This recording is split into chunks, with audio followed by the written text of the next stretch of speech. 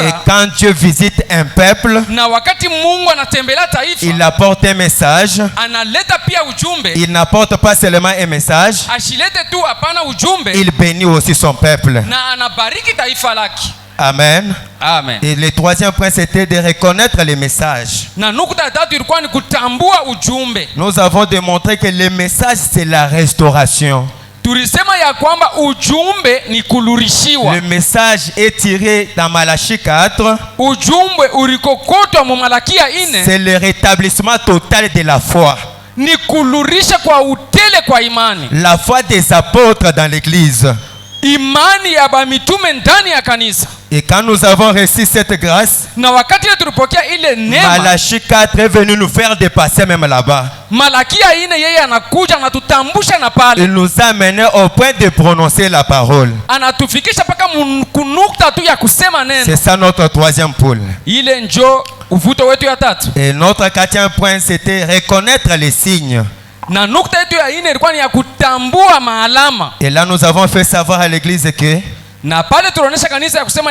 les derniers signes pour l'église, c'est l'accomplissement de Luc 17:30.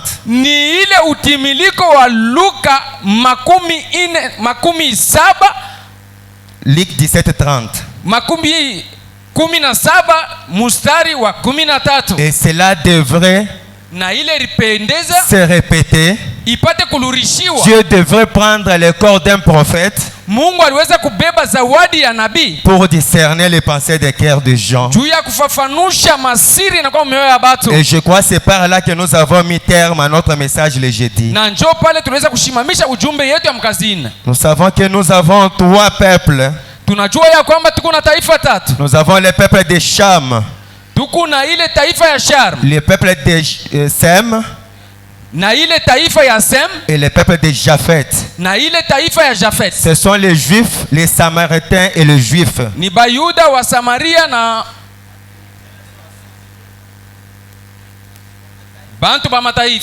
Et l'esprit de discernement devrait travailler avec toutes les nations. Avec tous les trois peuples. Premièrement, chez Abraham. Deuxièmement, Jésus a discerné les pensées des Samaritains. Et en ces temps de la fin, il a pris un corps pour discerner encore les pensées des gentils. Je commence mon message de ce matin par reconnaître les messagers. C'est ça même notre cinquième point, d'en reconnaître votre jour et son message. Quand l'église arrive à ce point-là, de connaître le jour, l'heure, le message et les messagers, c'est un âge d'or pour ce peuple-là. Quand Dieu vous envoie un messager et que vous le receviez en qualité d'un messager, vous avez la récompense de ces messagers. Amen. Amen. Et moi, je vais parler sur reconnaître les messagers. Pour connaître les messagers, vous devez avoir foi en lui. C'est quand vous avez foi dans la personne que cette personne peut vous aider. Si vous n'avez pas la foi, rien ne peut se passer. Et je crois que Zoé Tabernacle, c'est le moment pour nous de connaître le réveil. Le réveil n'est nulle part que dans les messages de l'air. C'est un peuple qui a reçu le prophète qui doit connaître le réveil. Quand Dieu nous avons les dons, nous devons avoir foi dans ces dons. Pas que les dons est Dieu, et pas que l'homme est Dieu. Pas que l'homme est Dieu, mais les dons c'est Dieu. Amen, amen. Amen. Oui, nous allons le démontrer. Je suis dans le message intitulé La reine de Séba. Niko katika ujumbe naita Malekia wa Seba. Prêché le 8 février 1958. Mwile date banasema. Au point 22, frère Branham a dit. Munukta yake 22 ndugu Branham anasema. Mais dans une multitude de gens de toute espèce, muile wingi ya bantu baina yoyote, et Jésus a dit, Yesu alisema, a commencé par leur parler des autres âges. Alitangulia kuibambia muima bizazi nishapita mbele. Comment Dieu à travers les âges avait toujours accompli les surnaturels. Kuonesha namna gani Mungu aranza paka kuonesha bya kijuu katika bizazi. Et il s'est référé au prophète Jonas. Na yeye arangalia kwa prophète Jonas. Puis il est arrivé à l'homme sur lequel nous voulons baser ces quelques réflexions pendant les 15 ou 20 prochaines minutes. Na kuzungumuzia Paule muntu ambapo yeye alitiria msingi mwile tutazungumuzia mwakati 12 wala 12 na 5. Moi je vais parler même dans une heure sur cet homme. Mimi naweza kusema hata mudakika moja. C'était au temps de Salomon. Ilikuwa ni mwakati wa Solomon. Dans tous les âges, mumanyakati yote, lorsque Dieu envoie un don au peuple, wakati yote Mungu anatuma roho kutaifa, un don au peuple, zawadi kutaifa, et que celui-ci le rejette, cela plonge simplement ces peuples dans le chaos. Amen. Amen. Mais quand les gens croient et acceptent ce que Dieu leur a envoyé, c'est un âge d'or pour ces peuples-là. Reconnaître un prophète dans un âge, avoir foi dans le don qui est dans le messager, c'est un âge d'or. Amen. Amen.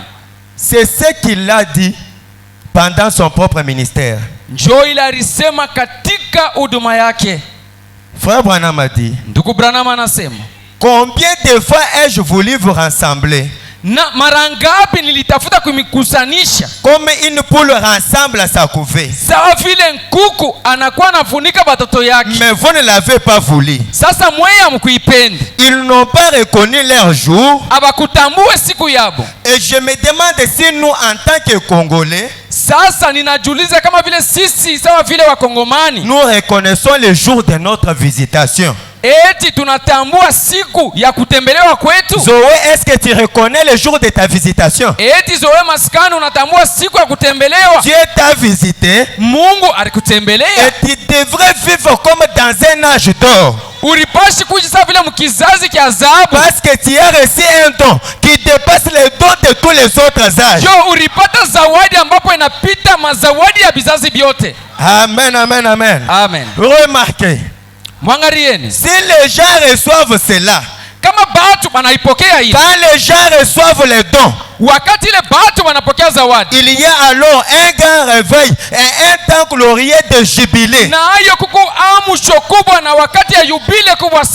Amen, amen. Amen. Nous voulons le réveil. Nous voulons le temps de jubilé.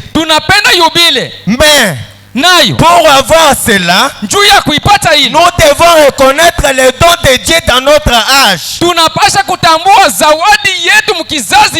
devons reconnaître le jour de notre visitation. Amen. Amen. Oui, mes frères et sœurs. Frère Branham a dit, eh bien, il s'est référé à Salomon. Dieu a suscité Salomon comme un type de Christ. Un fils de David. Et il lui a donné un don. Et combien tout Israël s'est réuni autour de ces dons. La première des choses, quand Dieu vous envoie un don, vous devez d'abord vous réunir autour de ces dons-là. Amen, amen. Amen. Vous allez comprendre pourquoi nous échouons aujourd'hui dans nos églises. Combien ils ont aimé ces dons, puisque cela leur venait de Dieu. Et tout don est donné à un homme que pour un service. na ile zawadi yote ilikabula kwa muntu njuu ya kazi mwa fulani. Cet homme devient le serviteur du peuple à qui il prêche. Ule muntu anakuya mtumishi wa taifa wakati anahubiri. Il utilise les dons que Dieu lui a donnés. Anatumikisha zawadi Mungu alimupa. Ce n'est pas à son profil. Aina njuu ya bizuri byake. C'est au profil du peuple. Ni njuu ya bizuri ya taifa. Un véritable don ne travaille pas pour l'argent. Zawadi ya byakwera itumikiake njuu ya fedha. Un véritable don, zawadi ya byakwera, ça travaille au profil du peuple. Yo iko natumika njuu ya faida si ya ça taifa. vient de Dieu, si ce don vient de Dieu, kama ile zawadi inatoka kwa Mungu, un don qui ne vient pas de Dieu, zawadi ile itoke kwa Mungu, un don fabriqué, ile zawadi ya kujifanshia a toujours des histoires, yo inekalaka paka na maadishi, a toujours l'orgueil. inekalaka paka na ile orgueil. Pourquoi? Juu ya nini? C'est quelque chose qui vient de toi-même. Ni kitu kile kinakuwa kwa wewe Mais peke un yako. véritable don de Dieu, Sasa nayo zawadi ya kweli ya Mungu, ça doit travailler dans l'humilité pour le peuple de Dieu. inapasha kutumika munyenyekevu njuu ya utukufu wa Mungu. Quelqu'un peut dire amen là-bas? Mtu mmoja anaweza kusema amina kule. Écoutez, Sikieni. les dons c'est Dieu. Zawadi ni Mungu. C'est Dieu à 100%. Ni Mungu 100%. Il n'y a pas à retrancher ni à ajouter. Hakuna vya kutosha wala vya kuongeza. Un drôle de personnage. Muntu wa majimu. Mtu wa majimu. 14:6-64. 14:6-1964. 110, le prophète dit. 110 nabii anasema. Et nous croyons que Dieu doit être manifesté dans ces derniers jours parmi son peuple. Tunaaminia ya kwamba Mungu anapasha kujionesha katikati ya taifa yake mwi wakati ya mwisho. Quel peuple? Taifa gani? À la semence élue. Kuile mbegu yenye kuchakuliwa Selon la Bible, kufuatana na Biblia, sous la forme du prophète. mumufano wa nabii. C'est tout à fait conforme à la parole. Ile inaambatana muusawa na neno. Dieu doit se manifester Mungu anapasha kujionekanisha à son peuple élu kutaifa yake yenye sous kuchakuliwa la forme du prophète. mumufano wa nabii. Frère Branham a dit, Ndugu Branham anasema non pas que cet homme-là est Dieu, hapana ya kwamba ule mtu anakuwa Mungu, mais le don est Dieu. ni zawadi njo iko Mungu. Voyez, Munaona, les prophètes, c'est les prophètes.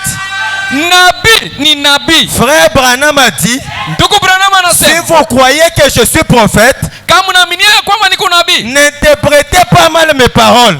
mushiseme bya kulinganishana na neno ile mimi nasema. Il faut laisser à Dieu sa place Mumwachie Mungu fazi yake et le prophète sa place. na nabii naye fazi C'est yake. ce qui va faire notre force. Njo ile tafanya nguvu yetu. Amen, amen, amen, amen. Amen. Frère Branham a dit, Ndugu Branham anasema mais une simple aiguille à coudre ne jouera pas cela comme il faut. Une simple aiguille à coudre ne jouerait pas cela comme il faut. shindano tu moya haitacheza mnamna ile na fai. C'est-à-dire que les hommes là fous ne peuvent pas dire ce que le prophète a dit ici. Bale batu babazimu mkusema kwingine hawezi kusema mustawi Ils doivent dire que frère Branham est Dieu. Nous devons l'adorer. Branham ni Mungu tunapasha kumwabudu. Frère Branham a dit, Ndugu Branham anasema mais un diamant c'est ce qu'il y a de meilleur. ile ribwa ya zabu ndio napasha kuwa ya bya kweli kweli. Cela fait sortir des sons clairs. Ile inakuwa nasikilisha sauti iko ya kusikilika sana. L'aiguille pointille d'un diamant. Ile ribwa ya nchongo ya diamant. Un véritable fils de Dieu doit connaître qui il est d'abord. Mtoto wa kweli kweli wa Mungu anapasha kutambua eko nani. Qui est le prophète? Nabii ni nani? Et qui est Dieu? Na Mungu ni nani? Et quel est le Dieu que tu adores? Na ni Mungu kani unakuwa naabudu? Laissez-moi d'abord vous dire. Mwacheni nimwambie. Le Dieu que William Branham a servi, ce n'est pas le Dieu des catholiques. Mungu ule Nabii Branham alitumikia ana Mungu wa Kikatoliki. Et ce matin, je ne vous prêche pas un Jésus des catholiques. Na hiyo asubuhi nishimihubiri Mungu wa Kikatoliki. Je vous prêche un Dieu vivant. Niko na mihubiri Mungu mzima. Le Dieu de mon pasteur Daniel. Le Mungu wa pastori wangu Daniel. Amen, amen. Amen. Le Jésus des catholiques, Ule Yesu wa Kikatoliki. il est bébé chaque année. Yeye kila mwaka anakalaka paka bebe. Chaque 25 décembre, Le 25 yote on mwezi va 12 célébrer sa naissance. banapasha kuonesha kuzalika kwake. Et pour eux, c'était un juif. na kwa bobo ni Muyuda. Frère Branham a dit, Ndugu Branham anasema, je n'adore ni un juif, mie shaabudu Muyuda ni un américain. au mtu wa Kiamerika. J'adore Jésus-Christ Niko naabudu Yesu Kristo dans sa position d'aujourd'hui. muile mshimamio yake ya leo. Après l'ouverture des sceaux, Kisha kufunua kwa miuri, Dieu a changé les liens. Mungu anabadilisha namna kutenda. Les dieux qu'on priait d'autrefois d'une manière imaginaire Mungu ule mwile wakati kale baranza kumwabudu mumafikiri yao est venu habiter dans les hommes. anakuya kuikala mubantu. Et ce matin, Na hiyo asubuhi si tu n'as pas le Saint-Esprit, kama una Roho Mtakatifu, ne te soucie pas. wewe ushangaike. Prie le Dieu de ton pasteur, il va répondre. Omba Mungu wa pastori wako atajibu. Amen, amen, amen, Amen. Oui, Ndiyo. nous adorons le Dieu qui est en nous. Tuku naabudu Mungu ule kontani yetu. La grâce de Dieu aujourd'hui, c'est dans l'homme. Neema ya Mungu leo ni ndani ya mtu. Amen, amen. Amen. C'est ce qui fait la différence entre nous et les autres.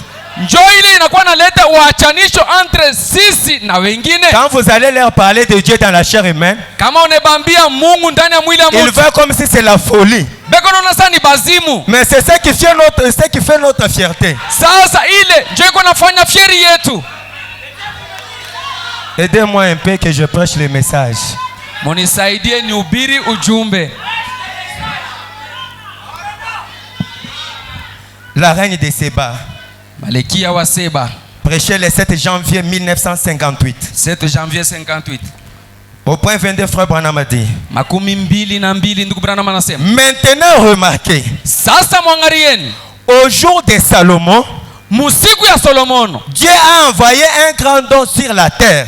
Mungu alituma zawadi kubwa pa udongo. C'était un don de discernement. Ilikuwa ni roho ya kufafanusha. Et c'est Salomon qui avait ce don. Na ni Solomoni ndio alikuwa na ile zawadi. Toute la nation croyait cela. Taifa yote raminia ile. Tout Israël d'un commun accord. Israeli yote sawa vile mtu mmoja. Lorsqu'il a vu cette grande sagesse de Salomon, Wakati ile barona ile hekima kubwa ya Solomono, que le Seigneur lui avait donné, ile Bwana wetu alimpatia, toute la nation s'est réjouie de ce que Dieu avait donné ce grand don.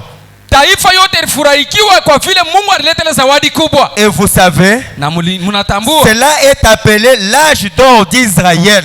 ile inaitwa kizazi cha adhabu juu ya Israeli. C'était pour ainsi dire Ilikuwa munamna ya kusema l'ère millénium.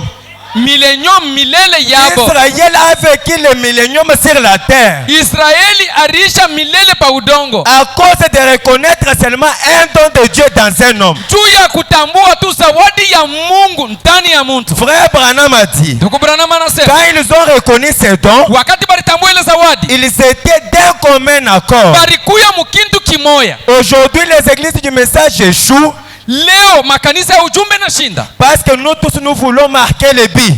juu sisi zote tunapenda paka tuingishe golo. Quand nous apprenons qu'il y a un réveil quelque part, Kama tunatambua ya kwamba kuko amsha fazi mwa fulani, la meilleure chose de faire c'est de critiquer. namna mzuri na kwa sisi ba muujumbe C'est de diaboliser.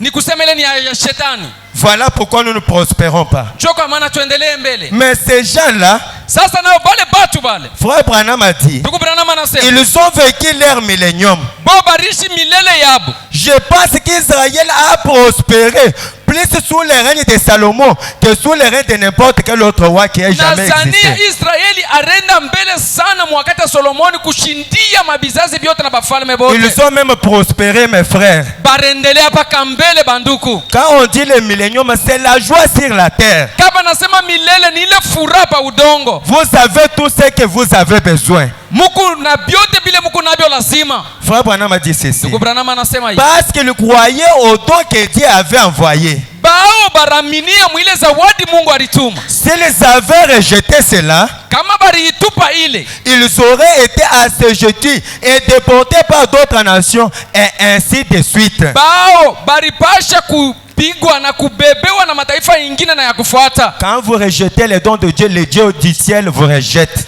wakati mnatupa zawadi ya Mungu, Mungu naye pia anamitupa. Jésus lui-même a dit, Yesu ye mwenyewe alisema, je vous ai envoyé. Nilimituma. Celui qui vous reçoit me reçoit. Ule alinipokea Et ananipokea. celui qui vous rejette me rejette. Ule alinitupa alimitupa na mweye. Au point 23, frère Branham a dit, Munukta yake 23 ndugu Branham et anasema, aujourd'hui, na leo si Dieu envoie quelque chose kama Mungu anatuma kitu fulani et que l'église rejette cela, na kanisa inaitupa ile kitu, comment pouvons-nous nous attendre à autre chose que la confusion? sasa tutachunga ni kitu kani kingine kama ina tu mvuruko? Combien de confusion avons-nous aujourd'hui dans le monde du message? Mivuruko ngapi tuko nayo leo mui ujumbe? Les autres disent il est ceci, bengine banasema eko hivi, les autres disent il est comme ça. bengine banasema eko njo hivi. Trop de confusion. Mvuruko ya mingi sana. Les autres même se sont organisés. Bengine banajitengeneza, banajifanyisha matengenezo. Frère Branham dit, comment pouvons-nous nous attendre à autre chose qu'aux dénominations? Sasa ndugu Branham anasema tutachunga kitu kani kingine kama ina tu kumwazebu. Aux barrières. Ile mamipaka. Les barrières surtout. Ile mamipaka tu zaidi. Aujourd'hui dans les messages, c'est là où il y a des barrières. Leo ndani ya ujumbe njoo kule kuna kwa mipaka. Il est de ceci. Yeye ko wa hii. Il est de cela. Yeye ko wa kile. Amen, amen. Amen. Nous ne pouvons pas communier avec lui, lui croit au don. Sisi hatuwezi kushiriki pamoja naye kwani yeye anaamini kwa mazawadi. Oh, dans son église, il y a la maison des dons, nous ne pouvons pas croire en lui. Mukanisa yake muko chumba ya mazawadi hatuwezi kumwaminia. Ce sont des barrières dénominationnelles. Ile inakuwa barriere ya kizebu. C'est pourquoi nous sommes devenus comme dans des morgues. Njo kwa maana tunakuwa sawa vile tuko katika machumba ya wafu. Si nous rejetons les dons, wakati ile tunatupa mazawadi, nous allons nous attendre à toutes sortes d'imitations. Tunapasha kuchunga kufuatirisha kwa bintu vyovyote.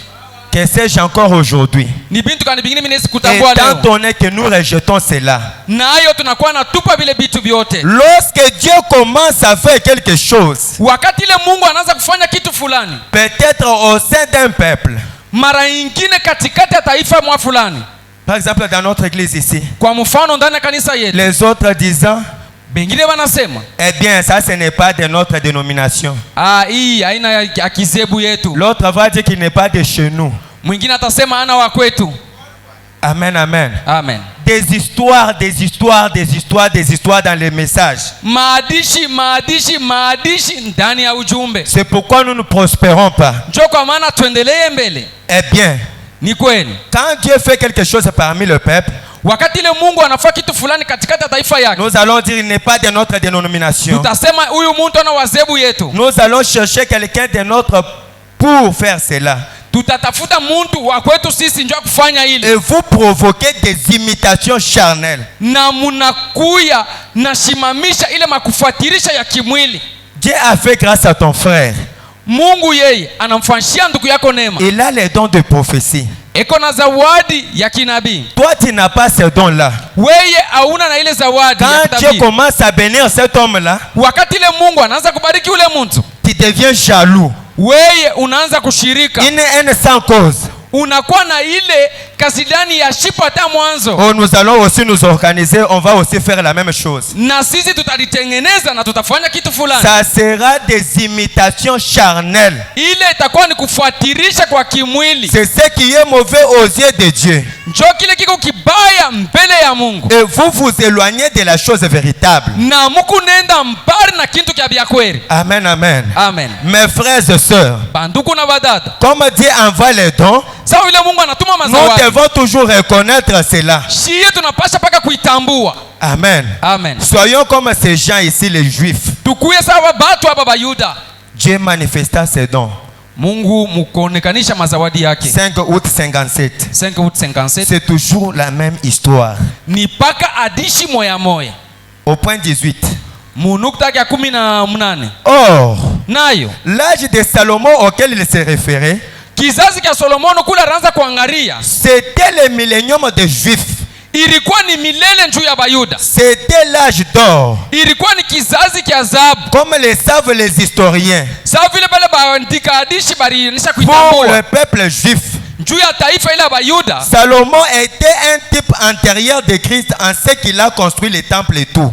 Salomoni alikuwa ni mfano wa Kristo mnamna ile aliweza kujenga hekalu na vyote. Et puis na ya kufuata, dans cet âge-là, mukile kizazi ile, Dieu avait donné un don à Salomon. Mungu alileta zawadi kwa Solomon. Et tout Israël avait reconnu ces dons-là. Na Israeli wote alitambua ile zawadi. Et tout Israël avait prospéré sous le règne de ces dons. Na kila Muisraeli aliweza kuendelea mbele kufuatana na ile zawadi. Mais s'il n'avait pas pris ces dons, sasa kama bakuamini ile zawadi que Dieu avait envoyé par Salomon, kwa ile Mungu alituma kwa Solomon, il n'aurait pas alors pu prospérer. Nayo abakupashi kuendelea mbele. Il n'aurait pas reconnu cela. Abakupasha kutambua ile. Quand Dieu a envoyé ces dons très merveilleux, wakati ile Mungu alituma ile zawadi ya mzuri sana, tout Israël a prospéré.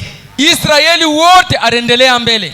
Ils sont devenus une nation puissante sur la terre. Banakuya taifa ya uwezo sana pa ulimwengu. Pourquoi? Juu ya nini? Parce qu'ils avaient reconnu les dons de Dieu qui étaient dans Salomon. Juu balitambua zawadi ya Mungu ilikuwa ndani ya Solomon. Tous bote d'un seul cœur, kwa roho tu moya et d'un commun accord, na kwa msemo tu moya, témoigner de ces grands dons. Baranza kushuhudia ndio ile zawadi kubwa. Non pas du grand Salomon, hapana ndio Solomono kubwa, du grand don qui était dans Salomon. kwa ile zawadi kubwa ilikuwa ndani ya Solomon. Il n'y avait pas de peuple saint. Akukukuye taifa takatifu. C'était le Saint-Esprit dans le peuple. Ilikuwa ni ule Mungu mtakatifu ndani ya taifa. Ce n'était pas une sainte église. Haikukuye kanisa takatifu, mais c'était le Dieu saint dans l'église. Ilikuwa ni Mungu mtakatifu ndani ya hekalu. Amen. Amen. Ce n'était pas la sainte montagne. Haikukuye mulima takatifu. Bien que Pierre a parlé de cela, hata vile Pierre aliweza kuzungumzia ile, c'était le Dieu saint qui était sur la montagne. Ilikuwa ni Mungu mtakatifu alikuwa juu ya ile mulima. Et Salomon n'était qu'un homme que Dieu avait connu d'avance. Nayo Salomon alikuwa tu ni muntu ule Mungu alitambua mbele, et à qui il avait donné un don très merveilleux. Na kwake yeye alimkabula zawadi mzuri sana. Et quand Israël a vu que c'était effectivement le don de Dieu, na pale Israeli alitambua ya kwamba hii zawadi ni zawadi ya Mungu, chacun d'eux l'a soutenu. Kila mmoja wa Muisraeli aliweza kushika ile. Amen, amen. Amen. Soutenir les dons. Kushikamanisha zawadi. C'est ça la chose qui nous manque aujourd'hui. Ndio kitu kinatupusa leo. Nous aimons seulement les dons. Tunapenda paka mazawadi. Et le don est merveilleux. Oh, zawadi ni mzuri. Le don est bon. Zawadi ni mzuri. Mais soutenir les dons. Sasa kushika ile zawadi. C'est ça le grand problème. Ndio mambo leo. Il faut aussi soutenir. Inapendeza kushika nayo. Parce qu'en ce temps-là, Salomon ne faisait pas autre travail. Nayo mwile wakati Solomon ashikufanya kazi yoyote. Si ce n'est qu'être là et discerner les pensées des gens selon sa kama sagesse. tu aina kuya pale na kufafanusha mioyo ya watu. Frère Branham a dit, ndugu Branham anasema, quand ils ont soutenu les dons, wakati barishika zawadi, c'est ce qui a déclenché le réveil. Njoo ile liweza kufungua sasa amsho. Et la nouvelle s'est répandue dans le monde entier. Na ile mambo mupya ilizunguluka ulimwengu mzima. Les passants disaient, bale banaanza kufikiria, banaanza kusema, les passants, bale bakupita banaanza kusema, oh, vous deviez voir ce que le grand Dieu Jéhovah a fait pour son peuple. Muripasha kuona bile Mungu Yehova alifanya ndio taifa yake. Eh bien, il a suscité un don là. Nayo alilamusha kule zawadi. Dieu a envoyé un homme du nom de Salomon. Mungu alituma muntu munjina Solomon. Oh, toute la nation croit en lui. Oh, taifa yote iko namwaminia. Et son don accomplit de merveilles. Na ile zawadi iko nafanya bizuri. Et cela a fait que toutes les nations ont commencé à entendre. Nayo ilifanya ya kwamba taifa yote inaanza kushikia ile. La foi vient de ce qu'on entend. Imani natoka kwa bile tunasikia. Et tous na bote ont soutenu ces grands dons. Barishika ile zawadi kubwa. Amen, amen, amen. Amen. Tous ont soutenu les grands dons. Bote barishikamanisha ile zawadi kubwa. Amen, amen. Amen. Frère Branham a dit. Et finalement, là loin dans la partie la plus éloignée du monde connu à l'époque,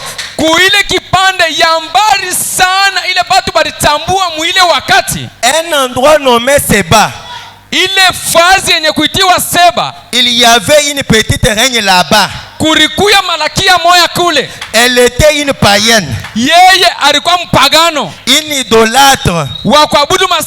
Mais quand les hommes passaient, ils lui en parlaient. Vous devrez voir ce qui se passe là en Israël. Ils ont un don de la part de Dieu. Et là, oh, c'est don merveilleux. Vous devez voir cela en action. Amen, amen. Amen. Les gens parcouraient les rues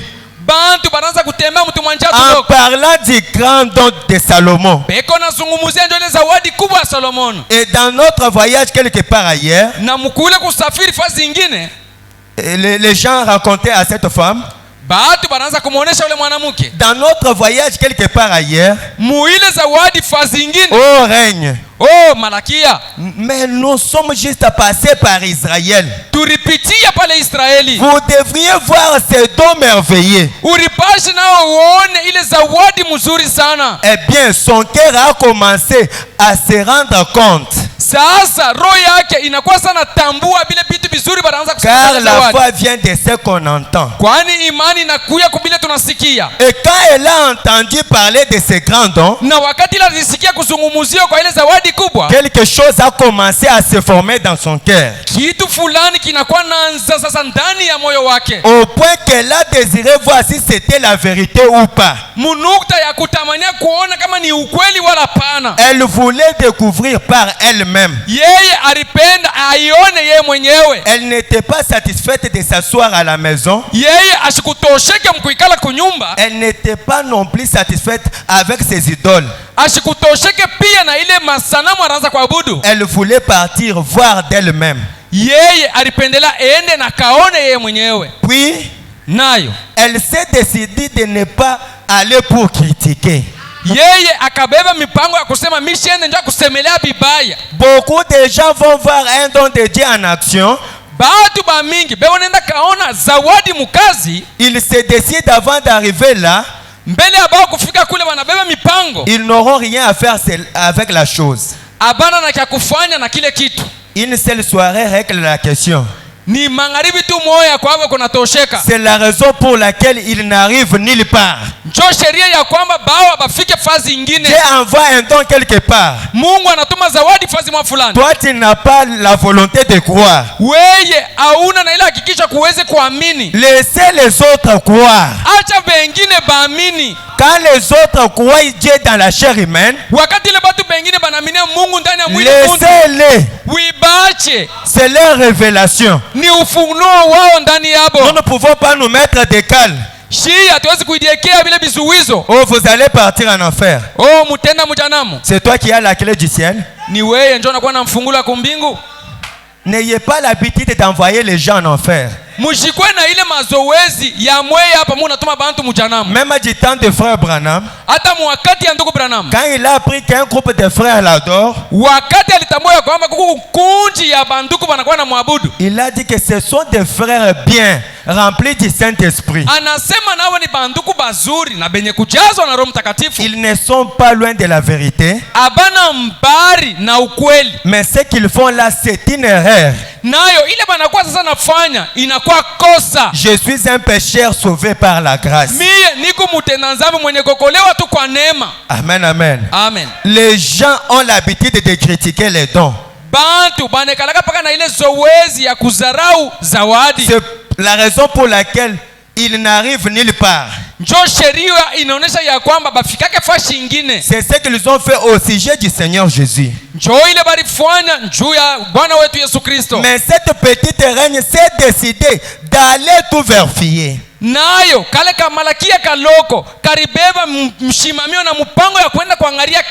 Elle a pris des dispositions pour aller voir ces grands dons.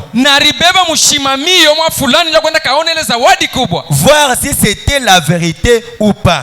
kuona kama nayo ile ilikuwa ya kweli wala ya bongo. Et si c'était la vérité, Na kama ilikuwa ya kweli, elle prendrait position pour cela. atabeba mshimamio juu ya ile. Si ce n'était pas la vérité, Kama ikukuwa ya kweli, elle n'aurait rien à faire avec cela. ashikukuwa na kitu hata kimoja kufanya na Frère ile. Branham a dit, c'est une bonne façon d'y penser. Ndugu Branham anasema ni namna mzuri ya kuweza kufikiria kuile. C'est l'approche qu'il vous faut. Njoo ile kukaribia kuna kupendeza. Venir voir d'abord. Kuya uone mbele. Frère Branham continue avec l'histoire. Ndugu Branham anaendelea na hadithi. Il y a ici plus que Salomon. Peko hapa mtu mwenye kushindia Salomono. 15:5-61. Mwile date banasema. Au point 68, il dit, Mubeti yake 68. nous voyons que Jésus a dit, tunaona ya kwamba Yesu alisema, une génération méchante kizazi kia ole sana et adultère cherche des signes. Kisharati na kinatafuta maalama. Ils en auront. Bataipata. Ils auront les signes. Bataona maalama. Cette génération méchante et adultère. Hii kizazi kia busharati na kia makari kakashilani. Car comme Jonas fit 3 jours et 3 nuits dans les ventres du grand poisson, sawa vile Jonas aliweza kufanya mabusiku 3 na majua 3 ndani ya ntumbo ya samaki, de même le fils de l'homme doit être. na mtoto wa muntu na atakuya. Quel genre de signe cette génération méchante et adultère recevra-t-elle? Na kile kizazi kisharati kia kasilani kitapata alama gani? Les signes de la résurrection. Alama ya ufufuko. Amen. Amen. Le Jésus qui est ressuscité, Yesu aliweza kufufuka katika wafu. la preuve qu'il est ressuscité, c'est quand il vit en vous et en moi. Kionesho cha kusema yeye alifufuka ni wakati ile anaishi ndani yako na ndani yangu. La conclusion de tout mystère, Mwisho ya siri yote, ce n'est pas laisser Dieu dans la photo. ana kumwacha Mungu katika picha. Il faut qu'il entre en vous. Inapendeza aingie ndani yako. Amen. Amen. Dieu sur la photo, c'est bien. Mungu katika picha hivi ni C'est la mzuri. confirmation scientifique. Ni kionesho cha kisiasa. Mais vous devez le laisser entrer en vous Sasa mwe mnapaswa kumwacha aingie ndani yenu pour vous guider. juu ya kuimiongoza. Amen. Amen. Si il est en vous, c'est l'espérance de la gloire. Kama iko ndani yako ni tumaini ya utukufu. Si il est en vous, vous n'avez peur de rien. Kama iko ndani yako una naboka na kitu. Amen, amen. Amen. C'est ce que nous voyons maintenant. Njoo kile tunaona hapa sasa. Christ vivant parmi nous. Kristo eko naishi katikati Les yetu. signes de la résurrection. Alama ya ufufuko. Amen. Amen. Les signes de la résurrection, c'est Christ vivant parmi nous. Alama ya ufufuko ni Kristo eko naishi katikati yetu. Le Christ de Galilée Kristo wa kugalilaya faisant les mêmes choses, eko nafanya vitu vimoja les vimoja, mêmes œuvres makazi moya moya parmi son peuple, katikati ya taifa yake. vivant parmi les mortels, Eko naishi katika batu bakufwa. accomplissant les signes du Dieu vivant parmi eux. Eko natimiza malama ya Mungu aliyoyo katikati yabo. Cette génération méchante et adultère dans laquelle nous Ile vivons kizazi kia makari na kia usharati tunakuwa naishi a le signe de Jonas, ilipata alama ya Jonas, la résurrection, ufufuko, la puissance de résurrection uwezo ya ufufuko qui peut élever un pécheur de la vie du péché. inaweza kuamsha muntu mtenda zambi maisha yake mtenda zambi. Est-ce que vous comprenez? Eti munelewa ile? Frère Branham a dit, Ndugu Branham anasema les signes que nous avons reçus en ces temps de la fin, alama ile tunapata mwi wakati ya mwisho c'est la preuve de la résurrection. ni hakikisho ya ufufuko, C'est une puissance. ni uwezo Dieu parmi son peuple. Mungu katikati ya taifa Et yake. cette puissance, Na ile uwezo ile ce matin, hii asubuhi ça peut élever un pécheur de la vie du péché inaweza kuamsha mtenda zambi mu maisha yake ya mtenda zambi, en prenant des formes pécheresses, en prenant les formes pécheresses, kwa kubeba batu batenda zambi, incroyantes, bantu bala baamini, impies, bantu bale batembea mbukaka posséder uchafu, des démons bale bantu beko benye kushikiwa na et mademoni en faire des croyantes. na kuibafanya baminifu banamuke. Amen. Amen. Prendre des hommes qui sont aussi bas Kubeba batu nabo bale beko chini et moralement vils na bale abana hata na kitu kimoya cha ushirimuko et en faire des gentlemen. na kuibafanya manakuwa bantu bakubwa banene sana. Ce qui arriva ce jour-là, Bile biliweza kufika ile siku, une génération méchante et adultère kizazi kia makari na kisharati recevrait un signe. batapata nabo alama, et ce serait le signe de la résurrection. na batapata alama ya ufufuko. Rappelez-vous le message d'hier soir, Kumbukeni ujumbe wa jana magharibi, ou plutôt d'hier après-midi. au jana magharibi. Nous avons démontré que nous vivons dans les derniers jours. Tunaonesha ya kwamba tunakuwa naishi mkizazi mu masiku ya mwisho. Est-ce que vous croyez comme ça? Eti munaaminia ile? Dans les derniers jours du signe de la postérité d'Abraham qui reçoit les derniers signes. Muile siku ya mwisho ya ile kizazi ya Abrahamu inakuwa napokea alama ile ya mwisho. Je demanderai à n'importe quel homme Nitaomba kwa mtu wowote ou n'importe quelle femme hata kwa mwanamke wowote de me montrer un seul signe qui a été promis dans la Bible en dehors de ces derniers signes. kwa ile alama ililakiwa katika Biblia nje tu ya hii alama hii. Quel signe? Alama gani? Dieu vivant parmi son peuple. Mungu eko naishi katika taifa yake. Montrez-moi ce que c'était.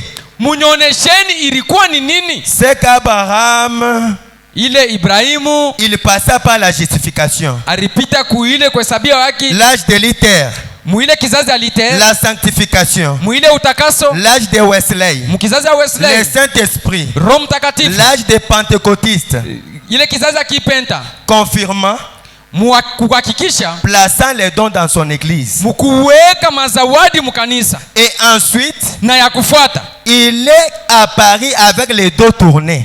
yeye anaonekana mwenye kutupa mkongo, Il a discerné les pensées du cœur de Sarah, anafafanusha siri ya ilikuwa mumoyo ya Sara, qui était derrière lui comme cela. yeye alikuwa nyuma yake mnamna vile. Et chose suivante, Na kitu cha kufuata c'est le fait qui était derrière lui comme cela. na ni mwile namna vile alikuwa kumkongo yake mwile namna, Et c'est le fait qui est tombé sur les incroyants. na mwile namna ile aliweza kuanguka mubantu pale bashipo Et kuamini, à la transfiguration du corps d'Abraham, na mwile kubadilisha kwa mwili wa Ibrahimu, et les autres pour recevoir le fils promis, na bengine cha kupata ule mtoto wa malako, sondez les Écritures. barikuwa na Luka maandiko. Sondez les Écritures. Frère Branham vous demande, sondez les Écritures. Ndugu Branham anasema mwangalieni maandiko Et montrez-moi. na munyonesheni. Nous sommes au temps de la fin. Tuko mwakati wa mwisho. Église, Kanisa, nous sommes au bout du chemin. tuko kumwisho ya balabala. Des moqueurs, Kubale bantu bakuchekelea, des impies. bale bantu bakutembea katika uchafu. Excusez-moi, je ne cherche pas à vous crier dessus. Mishitafute mukuweza kumilalamikia juu ya hili. Mais des moqueurs, Bantu bakuchekelea, des signes du temps de la fin, maalama wakati ya mwisho. que nous voyons maintenant. Ile tunaona absas, Des cœurs pervertis, mamioyo yenye kubadirishwa, des pensées perverties, mafikiri yenye kubadirishwa, opposées à Dieu, ile inapinganishana na Mungu, emportés, benye kubebewa, enflés d'orgueil, benye kujaza na kiburi, aimant le plaisir plus que Dieu, banapenda michezo kupita Mungu. déloyaux, Bantu bale abana lwayo kwa Mungu, calomniateurs, bantu beko nasema bibaya, intempérants, bantu bale abana na kujishusha, ennemis des gens de bien. bantu bale wanakuwa baadui wa bantu wale wanafanya bizuri. Vous dites que non, ces gens sont des communistes. Munasema wale bantu ni wa communiste. Frère Branham a dit non. Ndugu Branham anasema hapana. Il s'agit de ceux qui confessent être des chrétiens. Ni batu bale beko najifanya kuwa Bakristo. Juste au verset suivant, la Bible dit, Kuile mustari ya kufuata Biblia inasema, ayant l'apparence de la piété, beko na mwonekanisho ya utawa, mais reniant ce qui en fait la force. nao beko na katala kile kinakuwa nafanya nguvu. Éloigne-toi de ces hommes-là. Wende mbari na bale batu. C'est l'écriture. Ni andiko. Il les a amenés à ces signes-là. Ili bapeleka kuile alama. Et puis nous voyons ensuite Na tunaona ya kufuata qu'il a alors parlé du temps de Salomon. Dans chaque génération, Dieu a eu des dons. Anasema mwile kizazi ya Salomono na mkila kizazi Mungu alikuwa na mazawadi. Amen. Amen. Dans chaque génération, Dieu a eu des dons tout au long des âges. Mukila kizazi Mungu alikuwa na mazawadi kufuatana na bizazi vyote vya kanisa. Et bien remarqué.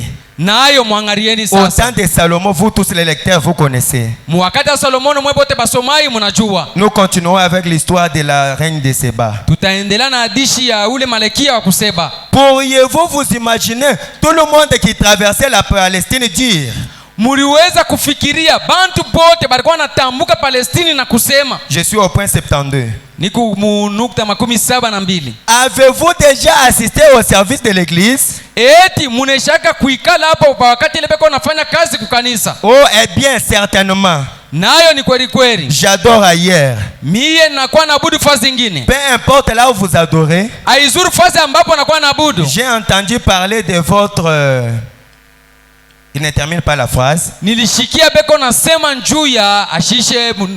Venez voir les grands dons que Dieu nous a donnés. Kuyeni mone alama kubwa Mungu, zawadi kubwa Mungu alitupa. Notre Dieu c'est un Dieu vivant.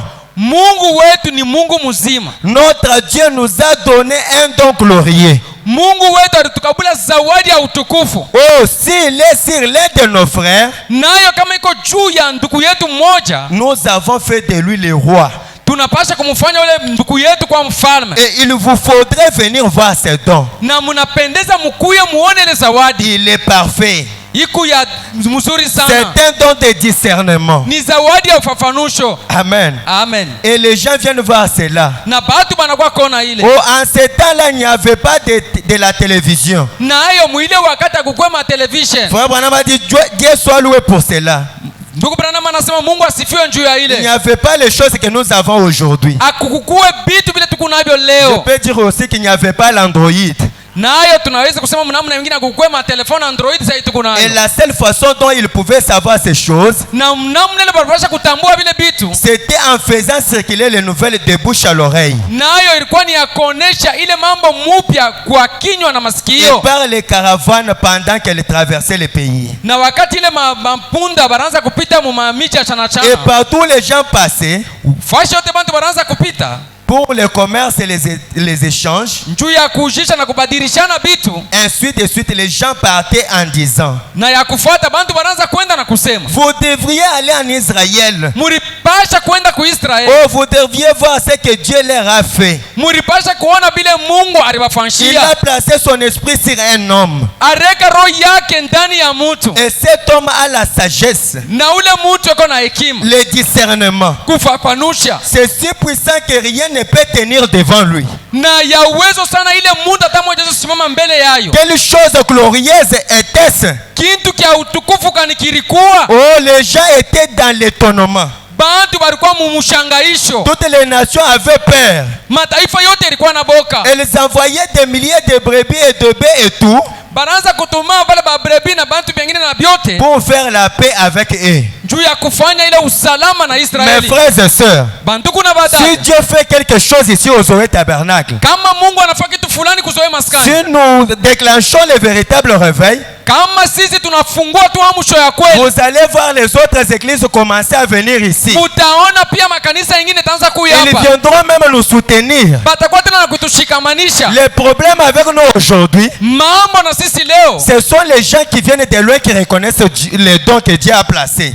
Batu leo bale beko natoka mbali njoba natambua zawadi ile Mungu areka pasowe. Mais nous voyons comme si de rien n'était. Sasa sisi benye bakuzowe hatuone kitu. C'est pourquoi la reine de Saba se lèvera et vous condamnera vous cette génération. Jo kwa maana hiki kizazi hiki ule malekia wa kuseba ataamuka njako hukumu kizazi. On témoigne ici que le Dieu de Daniel Kerry beko na tamani mbona unaonyesha ya kwamba Mungu wa pastor Daniel anakuwa natunza. Toi des années ta maladie n'a jamais trouvé la guérison. Sasa wewe miaka na miaka ugonjwa wako hauponi. Frère, ndugu, sœur, la mère opossum te condamnera ce jour-là. Ule mama opossum ule nyama atakuhukumu ile siku. Elle a quitté la brousse pour recevoir sa guérison. Alitoka mupori njoo kwa kupokea matunzo yake. Amen, amen, amen. Amen. Oh, les gens étaient dans l'étonnement. Bantu balikuwa mushangaisho. Les nations avaient peur. Mataifa ilikuwa na boka. Pour faire la paix avec eux, juu ya kufanya usalama nao, il envoyait des brebis et de bœufs et tout. Baranza kutuma banyama na bakondo na biote. En disant, kusema, nous ne voulons pas que ces gens se mettent en colère contre nous. Atupende aba batu bapate kubeba kasilani njuu yetu. Car vous savez qu'il est écrit qu'il vaut mieux pour vous qu'on vous suspendit à votre cou une mêle de moulin. Nayo inasema ya kwamba inapendeza bapate kukuweka nkamba munshingo na bapate kukutunjika. Vous savez, et qu'on vous jette dans l'eau. Na munajua bakisha kukutunjika banakutupa mai. Ainsi, c'est là où j'ai beaucoup aimé, paragraphe 73. Hapa ndio fashile nilipenda sana. La nouvelle parvint finalement jusqu'à Seba. Ile mambo mpya inatembea mpaka kuseba. De l'autre côté du désert du Sahara. Kule ngambo ya ile jangwa ya Sahara. Dans le midi.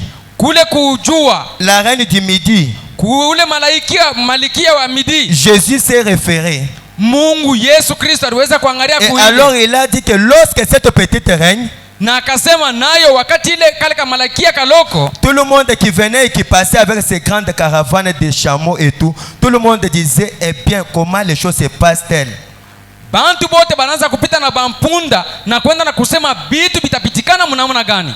Dans cette nation là, muile taifa ile, tout le monde disait, bantu bote banaanza kusema, eh bien, très bien, na ni kweli kweli, et vous devez vous rendre en Israël. Munapasha kwenda ku Israeli. Oh, c'est la chose la plus magnifique ni kintu kia daima sana que vous ayez jamais vu. Kila muyaonaka. Leur Dieu a placé son esprit sur l'un des frères. Mungu wabo aneka roho yake katikati ya banduku ya ndugu moya. Et ces gens sont d'un commun accord. Na bale batu beko mumusemo moya. Oh là là là là, voilà. Oh là là là là, moneni. Tous les Israélites croient en lui. Ba Israelite bote banaminia muku yeye. Frère Branham a dit, Ndugu Branham anasema, oh, si seulement nous pouvions être d'un commun accord. Kama nayo tunapaswa kuwa tu mumushimamio moya. Mettre nos cœurs. Tuweke maro yetu mu. Pas parce que nous sommes méthodistes, baptistes, presbytériens. Ana kwani tuku ba ki méthodiste ba ki presbytérien. Mais placer nos cœurs sur les dons. Nayo tuweke tu maro yetu pa zawadi. Le Saint-Esprit. Roho Mtakatifu. D'un commun accord. Mumusemeo tu moya. Les méthodistes y croient. Ba ki méthodiste banaminia. Les baptistes y croient. Ba ki baptiste banaminia. Les pentecôtistes y croient. Ba ki penta banaminia. Les presbytériens y croient. Ba presbytérien banaminia. Les catholiques y croient. Ba ki katolo banaminia. Oh là là. Oh là là. Ne serait-ce pas un millénium? Nayo ile haista kuya milele. Si seulement nous pouvions mettre nos cœurs ensemble. Kama tu tunapasha kubeba mioyo yetu na tuweke fashi moja. Zoé tabernacle. Zoé maskani. Sharon Rose tabernacle. Sharon Rose maskani. Shalom tabernacle. Shalom maskani. Aigle tabernacle. Aigle maskani. Centrer notre esprit sur Christ. Tuweke roho yetu pa Kristo. D'un commun accord. Mumusema tu moya. Ne serait-ce pas un réveil? Nayo ile itakuya amsho. Certainement. Kweli kweli. D'un commun accord. Mumusema tu moya. Tout le monde y croit. Bantu bote baneaminia. Vous devriez simplement les voir. Munapasha tu nayo kuiona kwa oh là là là là là là. Oh là là là là. Leur Dieu déverse sa sagesse sur cet homme. Mungu wabo aneka hekima yake pa ule mutu. Vous n'avez jamais rien vu de pareil. Amuya onaka mambo ya vile. Rien ne peut tenir devant lui. Hakuna hata kitu kimoja kinaweza kusimama mbele yake. Ce n'est qu'un homme. Yeye ni muntu tu. Mais c'est l'esprit de Dieu qui est sur lui. Nayo ni roho ya Mungu iko ndani yake. Eh bien, kweli. Comment la foi vient-elle? Nayo imani itakuwa mnamna gani? En écoutant. Mukusikia. C'est pourquoi quand les gens témoignent, il faut d'abord écouter. Nayo kama bantu banakuwa na shuhudia, musikieni. Dieu peut opérer un miracle en ta faveur au travers d'un témoignage. Mukusikia tu ile ushuhuda, Mungu anaweza kufanya miujiza mwa fulani. Oui, nous devons comprendre. Tunapashi kuelewa. Amen, amen, amen. Amen. Frère Branham continue et dit. Ndugu Branham anaendelea nasema. Eh bien. Ni kweli. Et c'est juste. Na ni kweli kweli. Oui. Ndio. Puis la caravane suivante est venue. Na bantu bengine tena banapita. Un instant. Wakati kiloko. Avez-vous été en Israël? Eti mulikuwa kule ku Israeli? Oui, certainement vrai. Ndio, tulikuya kule ni bya kweli. Vous n'avez jamais rien vu de pareil dans votre vie. Amuya onaka mambo ya vile ndani ya maisha yenu. Je me suis tenu un jour là dans la réunion. Nikasimama siku moja katika mkusanyiko. Et j'ai vu cet homme exercer le discernement sur les gens. Nikaona ule muntu akaonesha ile ufafanusho wa msiri mmeo wa bantu kubantu. Au point que c'était forcément quelque chose de surnaturel. Munukta ya kusema ilikuwa ni kintu kia juu kabisa. Frère Branham a dit, heureux ceux qui ont faim et soif de la justice. Ndugu Branham anasema heri kwa bale batu beko na kiu na njaa ya kutenda haki. Voyez, munaona? La foi vient en écoutant. Imani inatoka mkusikia. En écoutant la parole de Dieu. Mkusikia neno ya Mungu. Maintenant, elle a commencé à avoir un grand désir d'aller voir par elle-même. Sasa anakuwa na nia ndani yake ya kwenda kuona yeye mwenyewe. Maintenant, souvenez-vous. Sasa kumbukeni. Elle devait affronter beaucoup d'obstacles. Yeye alipasha kupata vizuizo vya mingi. Premièrement, elle était une païenne. Kia kwanza alikuwa mpagano. Elle devait aller à son église pour obtenir la permission de partir. Alipasha kwenda kuile kanisa yabo na kubeba ruhusa ndio kuweza kuondoka na kusafiri. Suivons là pour un moment. Tumufuateni kwa dakika kidogo. Qu'en diriez-vous? Mutasema nini? Elle voit là et dit. Anaenda pala anasema. C'est un révérend père. Oh, révérend baba. J'ai appris qu'il y a une grande puissance surnaturelle là en Israël. Bananyonyesha katika Israeli kuku kitu kimwaka kijuu kabisa. Ils sont en train d'avoir un réveil.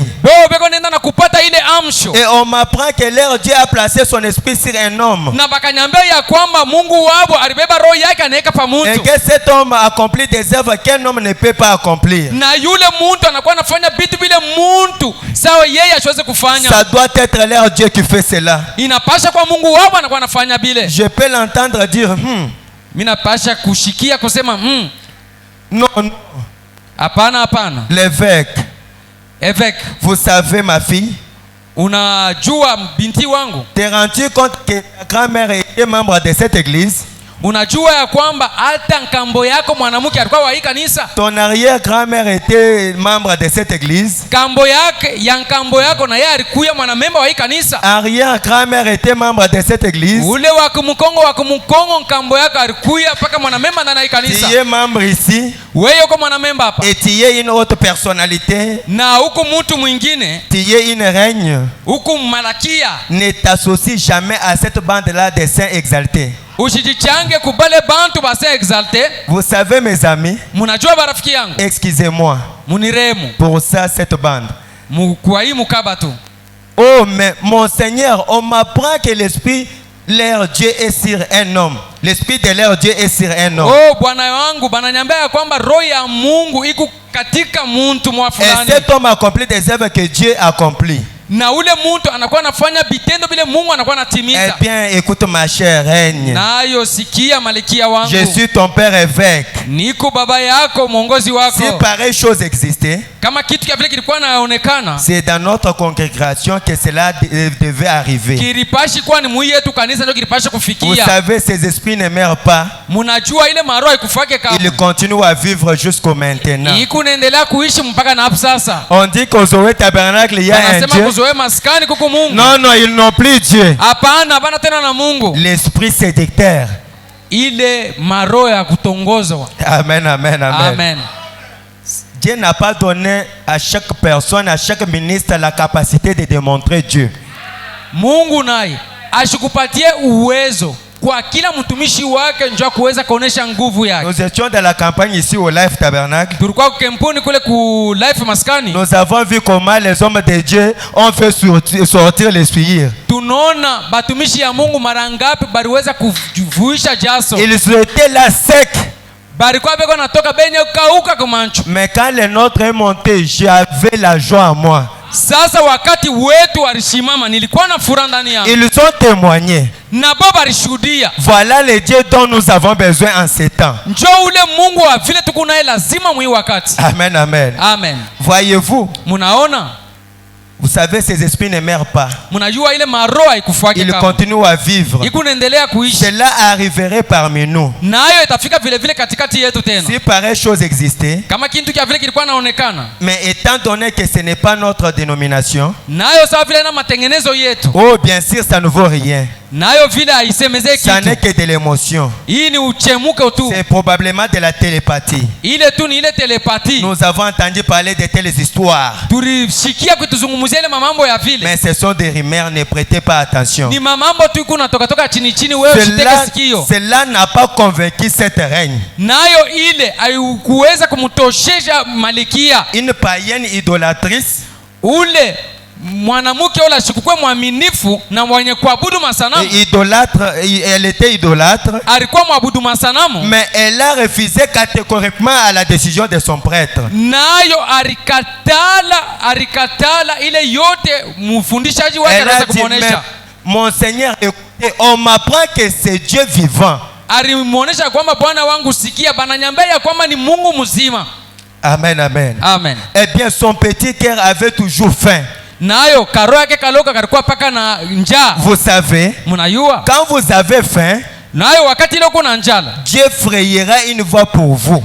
Mungu atatayarisha paka njia juu yako. Certaines personnes disent, bantu bengine beko nasema, n'allez pas vers ces gens-là. Ushende mbele bale batu. Oh, ce sont des branamistes. Ni bantu ba kibranam. Qu'est-ce que ça change? Ile nabadilisha nini? Dieu parle à votre cœur. Mungu yeye anazungumza na moyo wako. Allez de toute façon. Wenda izuri vile anasema. Personne ne doit demander à l'évêque si vous pouvez aller ou pas. Hakuna hata mtu mwanaweza kuuliza askofu kama unaweza kwenda wala hapana. C'est Dieu qui vous parle. Ni Mungu ndiye anakuwa anakuzungumzia. C'est lui qui va vous juger. Ni yeye ndiye atakuhukumu. Ce n'est pas l'évêque. Haina askofu. Voyez-vous? Munaona? Maintenant, premièrement, vous savez, sasa mara kwanza mnajua, elle a dit j'irai de toute façon. Anasema nitaenda izuru bile vyote ninasema. Amen, amen. Amen. Je suis en train de changer maintenant la chose pour actualiser cela. Nikunenda kubadilisha vitu njoo kuonesha sasa ile mambo ya sasa. Au point 83, frère Branham dit combien de temps le voyage a-t-il duré? Nayo ndugu Branham anasema ile safari ya Malikia iliweza kubeba wakati ngapi? Mesurez la distance qui sépare la Palestine. Bebeni mupime muone ile Palestine où le temple était construit de cette contrée lointaine. Kule kanisa ilijengewa kuile fazi ya mbari. C'était une marche de 3 mois. Ilikuya ni safari ya miezi mitatu. Elle a quitté. Alitoka. Il n'y avait pas de véhicule. Akukukuwe magari. Sur le chameau. Alikuwa pale mashamo. Elle a parcouru pour aller là-bas. Yeye alitembea njoo kwenda kule. Elle n'a pas fait la traversée à bord d'une Cadillac climatisée. Yeye asiweze kufanya ile safari na gari ile iko climatisée. Elle a traversé à dos de chameau. Yeye alikuwa pa mangamia pa mkongo aisha kuikala. 90 jours, 3 mois à dos de chameau. Ilipendeza masiku makumi tisa pa mkongo ya ngamia. Certaines personnes refusent de traverser la rue pour écouter cela. Batu ba mingi banakatala kutambuka tumabalabala tuloko nja kusikia ile. On a automobile aujourd'hui. Kuku magari leo. Nous avons les moyens de transport. Tukuna mabitu binaweza kutufatisha. Mais les gens s'absentent à l'église sans cause. Sasa bantu beko na lofa kukanisa bila sheria. Il n'est pas étonnant que Jésus ait dit, aina kushangaisha Yesu alisema, elle s'élèvera au jour du jugement atalamuka mwakati ya hukumu et condamnera cette génération. Na atahukumu iko kizazi. Elle vint des extrémités de la terre pour écouter la sagesse de Salomon. Irenda mpaka kukandokanda ulimwengu njoo kusikia ile hekima ya Salomon. Mais il y a ici plus que Salomon. Nayo hapa peko la nashindia Salomon. Carrément ce matin. Nayo hii asubuhi. Il y a ici plus que Salomon. Kukula nashindia Salomon. Le Saint-Esprit. Roho Mtakatifu. Le même Dieu de Salomon. Mungu mwa Salomon. Il y a ici plus que Salomon. Beko mtu mwenye kushindia Salomon. Amen, amen. Amen. Dieu dit, frère Branham dit, il est le même hier, aujourd'hui, éternellement. Ndugu Branham anasema kama hujamwona jana, leo, hata milele. Maintenant, frère. Sasa ndugu. Eri bale. Les voilà venir. Nous voyons que Jéhovah fait ceci. Tunaona ya kwamba Jehova anakuwa anafanya hivi. Il est apparu dans les prophètes. Yeye aronekana ndani ya nabii. Il a fait ceci. Alifanya hivi. C'est sa façon de faire. Ni namna yake ya kufanya. Le prophète a prédit des choses. Nabii aliweza kusema vitu vya kwa kumbele. C'est un homme qui a le même esprit de discernement. Ni mtu ule kwa na ile roho ya kufafanusha. Si ça marche, kama inatembea, j'irai voir. Nitaenda nione. Et je verrai. Na nitaona. Si c'est juste, kama ni ya kweli. Finalement, elle est arrivée à la porte. Mwisho yake alifika pa mulango. Maintenant, frère Branham donne la scène de là où elle est arrivée. Sasa ndugu Branham anaonesha namna ile Malikia alifika sasa. Au point 85. Beti yake 85. Quand la première personne s'est présentée, elle était déjà à l'église. Wakati ile deja ule Malikia alikuwa kwa kanisa, mtu wa kwanza anaonekana. Je commence un peu 84 là en bas. Le lendemain matin, Kesho yake asubuhi, je peux m'imaginer qu'elle a arrangé ses cheveux. niliwazia mnamo naweza kutengeneza nywele yake. Vous savez, mnajua qu'elle s'est lavé les mains et le visage. Ananawa buso yake na mikono yake. Elle a mis des meilleurs vêtements. Aneka manguo mzuri. Elle est allée à l'église. Anaenda kwa kanisa. Elle s'est assise. Anaikala. L'orchestre, les trompettes ont sonné. Kanisa matarumbeta inaanza kuria. La musique a joué. Mamimbo inaanza kucheza. Juste avant le début du culte. Mbele ya mkusanyiko yanze. Et au bout d'un moment, na mukipande kiloko, le pasteur Salomon est sorti. Pastori Salomon anashimama. Il est monté à la chaire. Anapanda kumimbali. Et a commencé à parler. Na naanza sasa kusema. Et quand la première personne s'est présentée, wakati mtu wa kwanza alionekana, la reine a dit, Malkia anasema, maintenant, sasa je vais voir. Ninapenda nione. Je sais exactement ce que je vois. Mina jua ya kwamba Jehova ni nini? Leur Dieu. Mungu wabo. Je vais voir s'il travaille de cette façon-là. Nitaona kama anakuwa anatumika mwile namna ile. Il connaît les pensées du cœur. Yeye anatambua masiri ya roho. Il connaît les pensées secrètes. Yeye anayua masiri ile yenye kufuchama sana. Vous allez voir. Napenda nione. Je sais que cet homme c'est un homme. Mina yoya kwamba huyu mtu ni mtu. Je le vois très bien. Salomon c'est un homme. Niko namuona mukweli Salomono ni mtu. Comme tout autre homme. Sawa vile batu bengine. Je vais voir donc si c'est Dieu dans cet homme. Minapenda nione kama ni Mungu ndani ya mtu. Ainsi vite. Na mbio mbio. Quelqu'un est venu à l'estrade devant le pasteur Salomon. Muntu anapanda kule kumimbali mbele ya Salomono. Celui-ci lui a révélé les secrets. Yeye akamuonesha siri ile alikuwa anataka kuchunga. Alors le petit cœur de la reine a commencé à bondir ensuite. Nayo kamoyo kaloko kamelekia kanaanza kuchemuka. Les jours suivants, siku ya kufuata, il fut dit davantage de choses. Akasema bintu bingine bizuri bya mingi. Les jours suivants, siku ya kufuata, les jours suivants davantage de choses furent dites. Bintu tena bizuri bilisemewa tena. Jour après jour. Siku kisha siku. Et finalement sa carte de prière fut appelée. Sasa mwisho yake siku ya maombi yake kafika. Et alors, nayo sasa. J'aime beaucoup ça. Napenda sana. Peut-être pas comme cela. Saa zingine ikukuwa sawa vile. De toute façon, elle est entrée dans la ligne de prière. Naye pia alijiingiza mwile mustari ya maombi. Le roi Salomon a commencé. Mfalme Salomon akaanza. Toi tu es comme ça. Weye uko hivi. Tu es comme ça. Uko hivi. Tu es comme ça. Uko hivi. Cette reine quand elle était venue, ule melekia wakati alifika, elle avait des chameaux. Alikuya na bangamia. Elle avait des pièces d'argent. Alikuya na mafeza. Elle avait beaucoup de biens. Alikuwa na bitu sana quand vizuri. Elle a entendu la sagesse de Salomon, wakati ile alelewa tu hekima Solomon, elle a offert cela. Alibeba vile bitu vyote na mes frères et sœurs, bantuku na badada, aujourd'hui leo Dieu a envoyé un plus grand don que celui de Salomon. Mungu anatuma leo zawadi kubwa kushinda ila Salomon. Le Dieu de discernement, ule Mungu wa kufafanusha ule, est venu encore dans notre époque. Anakuwa tena mwi yetu kizazi. Il s'est tenu au tabernacle. Anasimama kule kubranam maskani. Il a tourné le dos aux enfants de Dieu. Anageuza mkongo kwa watoto ya Mungu. Il a discerné leurs pensées. Akasema masiri kumdana mamioyo yao. Les gens qui ont créé le don bantu bale baraminia zawadi ont été bénis. Les gens qui ont créé le don de Branham, bale bantu baraminia zawadi ya Branham, ils ont été bénis. Barikiwa. Nous parlons de John Charit. Sous son ministère, il a été béni. Le même Dieu est vivant. Amen, amen. Amen. J'aimerais que vous puissiez comprendre et vous comporter aussi comme les Israélites. Amen, amen. Amen. Les dons et les appels sont sans repentir. Mazawadi na mamwito aina ya aina vya kutubiwa. Au point 21. Mubeti yake 21. L'ange m'avait dit, malaika alinyambia, si je m'airais, kama nilipendelea, si j'amenais les gens à me croire, kama niliweza kufikisha batu mkunyamini. Frère, si Branham amenait les gens à le croire, nduku, kama nduku Branham anapeleka bantu mkumwamini, cela me semble étrange de devoir vous dire de croire à moi. Ile inakuwa sawa vile kigeni kwa kumwambia kwamba munyaminie mimi. Il est dit, ilisemezewa. N'êtes-vous pas supposé croire en Dieu? Nayo hamuwezi kuamini Mungu. Vous devez croire cela. Munapashi kuaminia ile. Croyez en Dieu. Kuaminia mko Mungu. Croyez en Christ.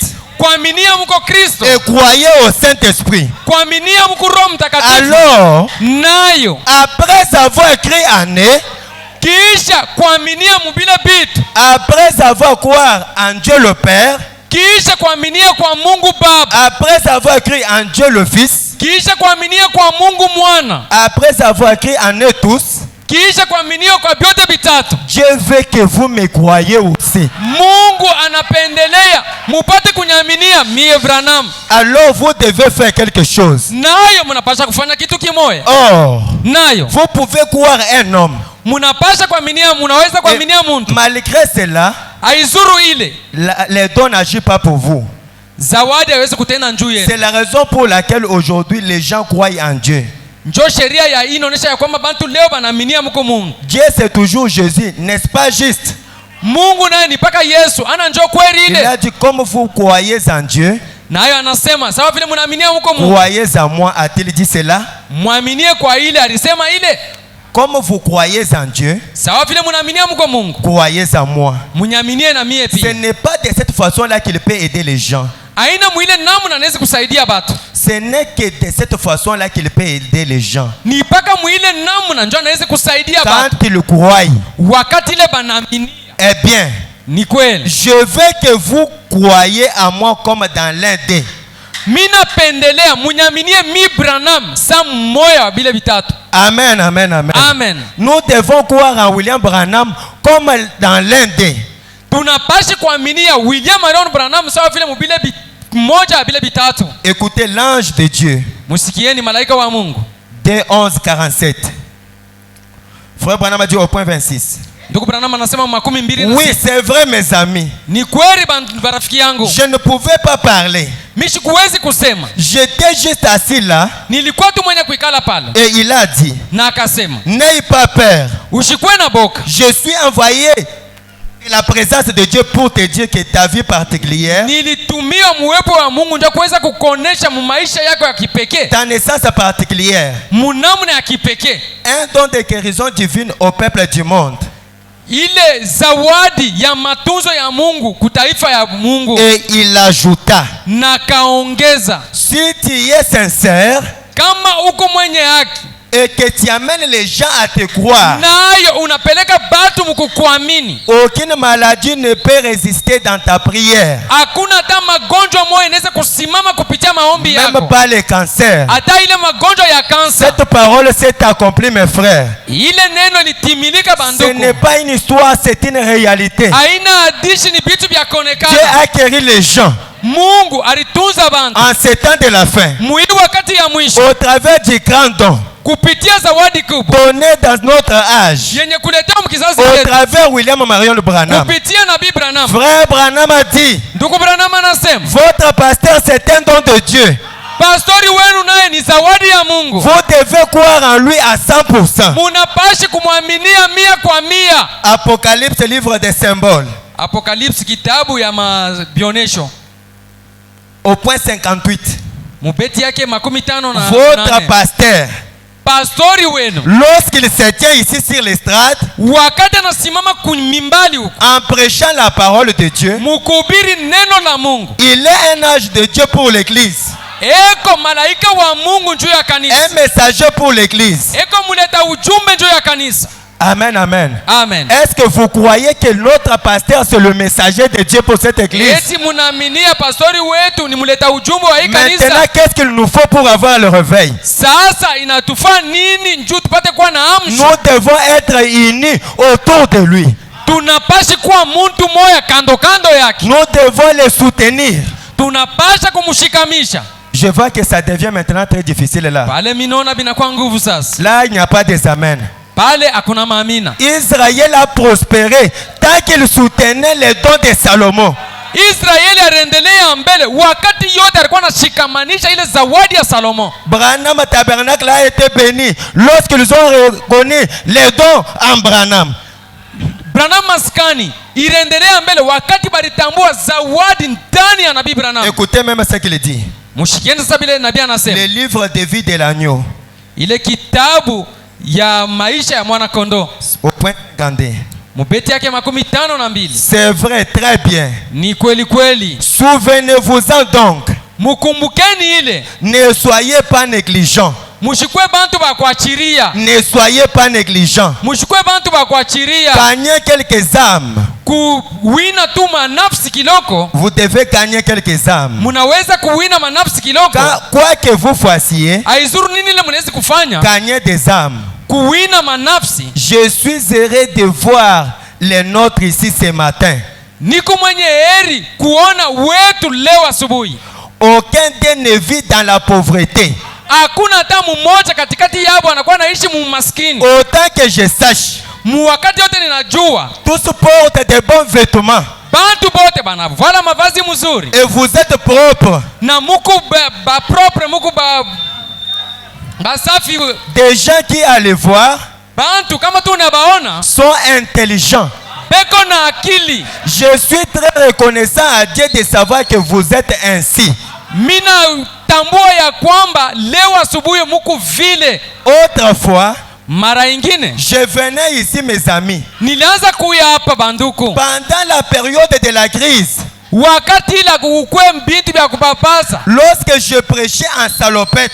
Wakati ile nilikuwa na ubiri musalopette. Et vous marchiez des milles et des milles pour venir ici. Muranza kutembea makilometa na makilometa njo kuya hapa. Traversant le pays. Muku natambuka miji. Et vous n'aviez pas suffisamment à manger. Amukukwata na byakuria. Et je le sais. Na ninaitambua. C'est vrai. Ni bya kweli. Je me rappelle. Ninakumbuka ile. Dieu nous a bénis. Mungu anatubariki.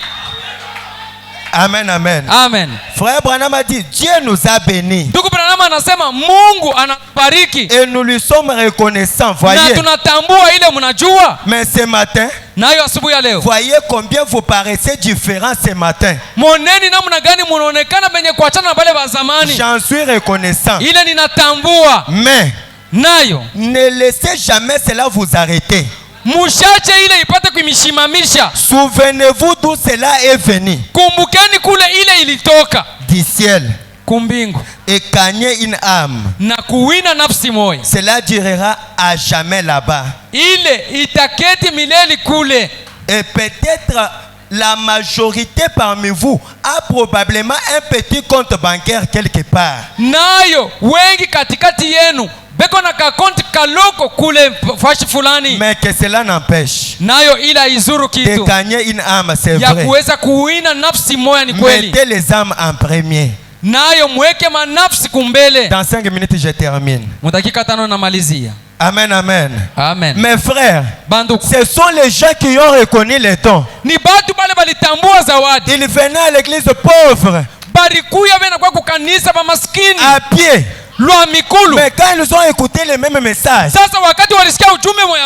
ont eu foi dans le message. Ils ont eu foi dans le messager. Ils ont reconnu les dons de Dieu. Et Dieu les a bénis. S'il est le même Dieu ce matin, et que celui qui a envoyé Daniel Mudang ici, en vertu de sa commission, il doit aussi vous bénir. Il doit aussi, je dis il doit. Il doit aussi vous bénir. C'est le moment pour nous, Zoé Tabernacle, de palper les bénédictions. C'est le moment pour nous que les autres églises parlent de nous. Dieu nous a donné un don. Je termine par les temps de décision. Pour confirmer ce que je viens de dire ici. Au point 60, frère Branham a dit, lorsque Abraham a envoyé Eliezer, Eliezer était chargé. Non seulement cela, mais quand Eliezer partit, le père d'Isaac représentait le père de Christ.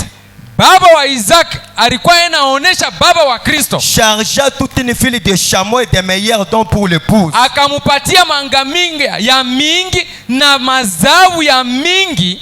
Oh, je me sens religieux. Nayo nilisikia wa kidini sasa. Maintenant même. Sasa. Oh, combien j'aime Jésus. Oh, mara ngapi napenda Yesu. Il a chargé des chameaux et des meilleurs dons à remettre à l'épouse. Nayo alimujika, alimutwika mabuzito ya mingi sana na ya mzuri sana nja kukabula bibi harusi. Et jamais il ne lui a pas dit que ces dons étaient pour une autre génération ou pour un autre jour.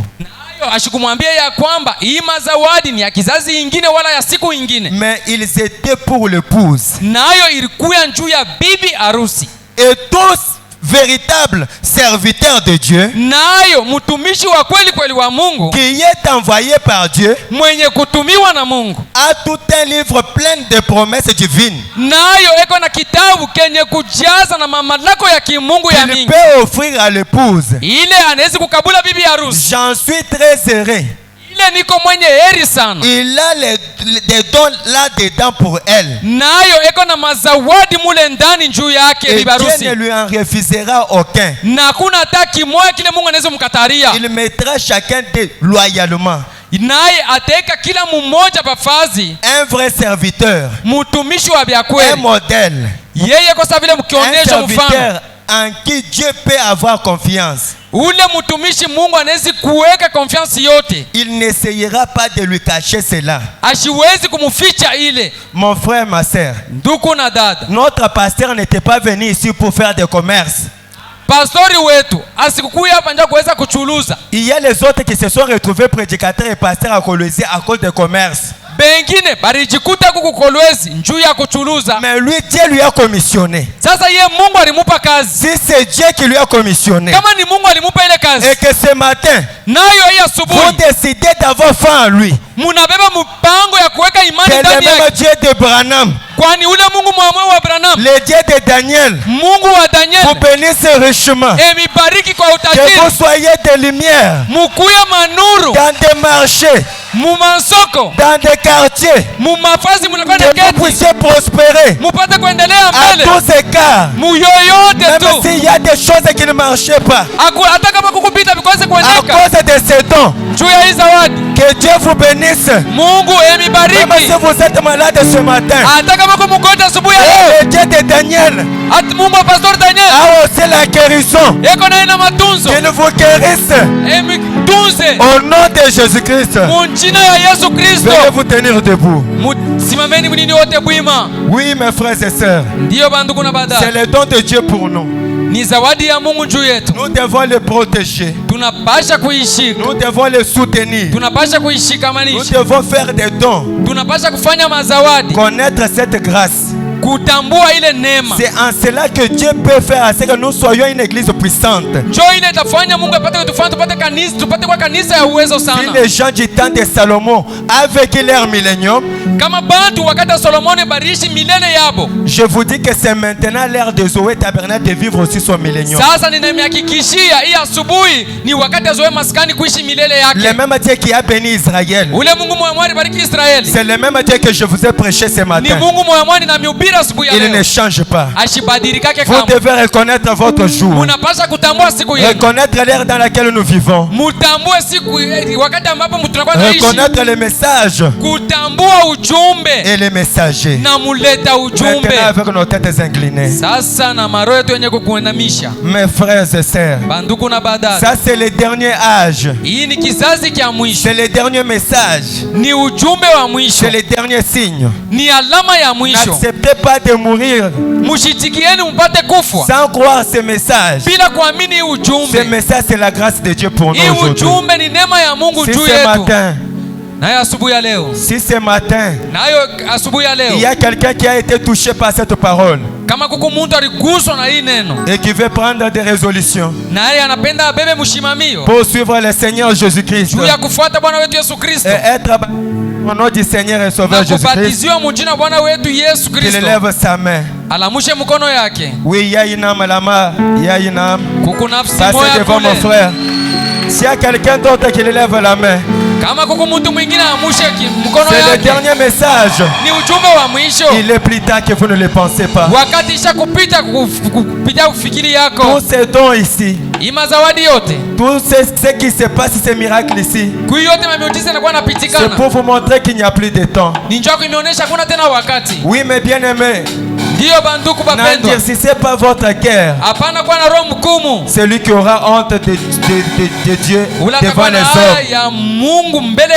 Dieu aussi aura honte de lui devant lui et les saints anges. Lève seulement ta main. On va t'amener dans les eaux de baptême. Si tu as été baptisé et que ta vie ne change pas, les choses sont toujours les mêmes. Tu peux refaire l'expérience ce matin. Tu peux lever ta main et aller dans les eaux de baptême. Et si tu as été baptisé au nom du Père, du Fils et du Saint-Esprit, ce n'est pas un baptême chrétien. Le vrai baptême, c'est au nom du Seigneur et Sauveur Jésus-Christ. Levez simplement la main là où vous êtes. Nous allons vous baptiser. Je sens qu'il y a une âme que Satan dit de ne pas lever la main. N'écoute pas cette voix là, mon frère. N'écoute pas cette voix là, ma soeur. Le même message que tu écoutes ce matin, tu l'écouteras encore une autre fois. Tu te demanderas pourquoi tu n'as pas crié. On va te demander. Levez la main. Quand on chante, c'est mon joyeux service. C'est mon joyeux service.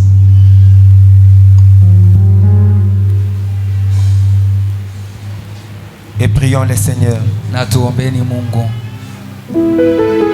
C'est mon joyeux service d'offrir à Jésus-Christ un vivant sacrifice, mon corps et mon... Oh oui, accepte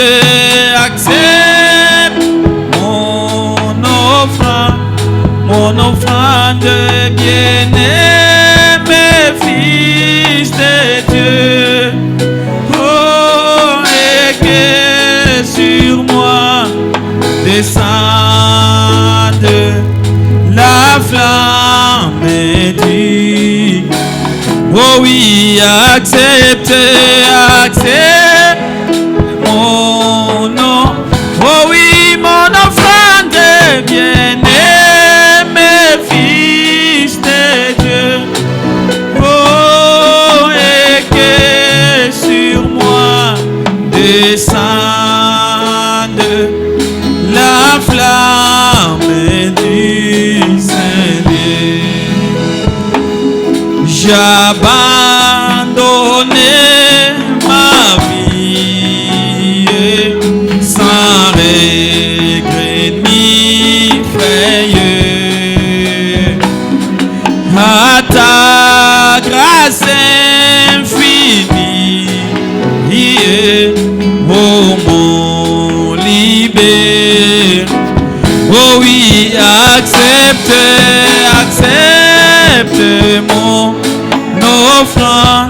mon offrande bien-aimé, Fils de Dieu. Oh, et que sur moi descende la flamme du Seigneur. Qu'un fait nouveau s'allume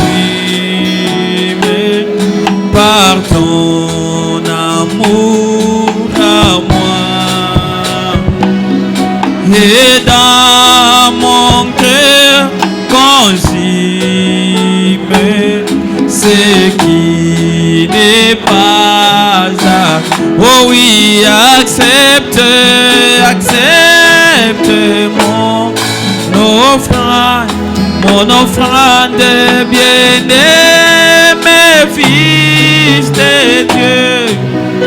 Oh, éclaire sur moi, descende la flamme du Saint-Dieu. Viens Jésus, sois mon maître.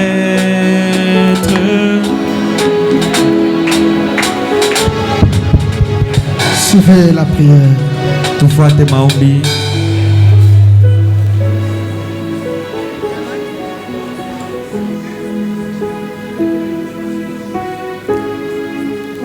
Tatu wachendelela makanda mwe wa mutoto wangesha ujinsungu biji wa muchibanda-banda bukola bujaja bukola bukwabu we wa muluma wa mwedoma uji buwe wa nganyi uji mpala wengelela bujiba uji buwe wa nganyi uji ni mubiji buwa mabwa a jaspe ni a sardwana kakwena muntu buwewa wakashiyangwa tumbi mujulu we kuweka hashi habulobaha we kuvala mubidi wa muntu havuenda hasha bulobaha mubidi wa muntu wakamba se shimbula intempelwewu ni mwasa munda mwamatuko asatu bantu bavuba mwabawu bavuba tangela kuntempelu mabwavu mambagaja kumakwabu heba nyevu wamba mbwa mubidi weba bakatuta bakaswika bakahohela hangulusa bakakwela mulukita